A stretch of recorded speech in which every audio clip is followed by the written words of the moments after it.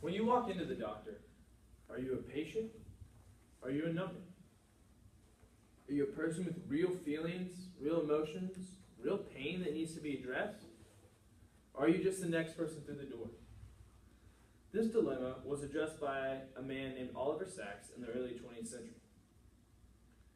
Today, we're going to look at who he was, what he did, and how people felt about it, both the pros and cons. So first, who was this man? He was raised and born in London, England. He went to Oxford for his schooling, and later crossed the pond over to Albert Einstein College of Medicine, where he began doing research as a medical doctor. His research was mainly based in worms, believe it or not. He was looking at the myelin sheath, basically around the worm, what makes the worm squishy and slimy. And one day, he was riding his bike through New York City, and all his research falls off his bike, and he loses it all. There's no way to recover. This is before the time of computers. So he gets sent to this hospice home for encephalitis patients.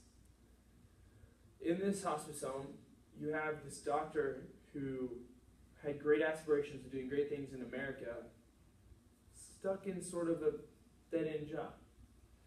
So he's reading scientific literature and comes across a drug called L-Dopa that's shown promise in treating symptoms of encephalitis. He then contacts the FDA, asks them, "Can I use this drug?" And they say, "Sure." So this enthusiastic young doctor has an opportunity to really change people's lives now.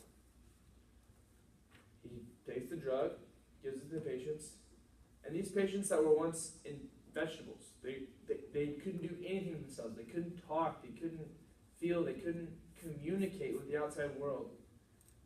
With one treatment, become real, alive, feeling human beings.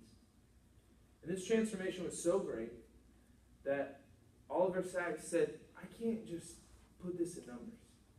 I can't make this numerical and water it down to that. These patients' feelings need to be expressed in words." So he starts writing a book called Awakenings, which was later turned into a movie. And through the rest of his career, this is how he records his patients' records. This is how he writes, in a very descriptive, very personal way. And that's what makes his books very interesting and very popular. So these writings had two spectrums of how people felt. One, you have the scientific community saying, "This isn't science, this is just literature. There's no really validity in this." And they discredit all his work, especially early on. They say this isn't right. But then you have the common public that says, "What if my doctor felt this? What if my doctor saw me this way?"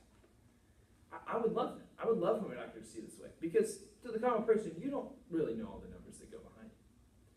So his work sort of pulled the scientific community closer, and continues to this day to pull the scientific community closer to seeing the patient for who he or she really is. So in this speech, we've looked at who Oliver Sacks was, what he did, and how people feel about it. And I think all of this, all his work, all his impact, can be summarized in one line he gave when giving an interview to Radiolab. He said, "A doctor does not just diagnose a disease. That is the least he has to do.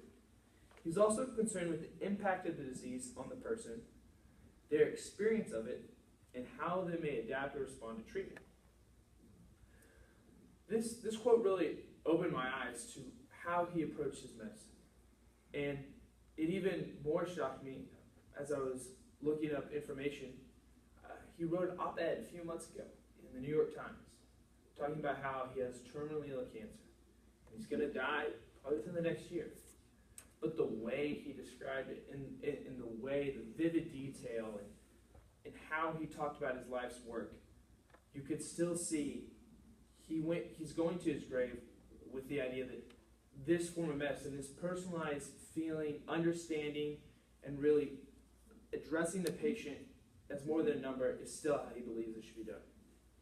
So my challenge to you is, next time you go to the doctor, really focus and understand and appreciate how your doctor doesn't treat you like a number.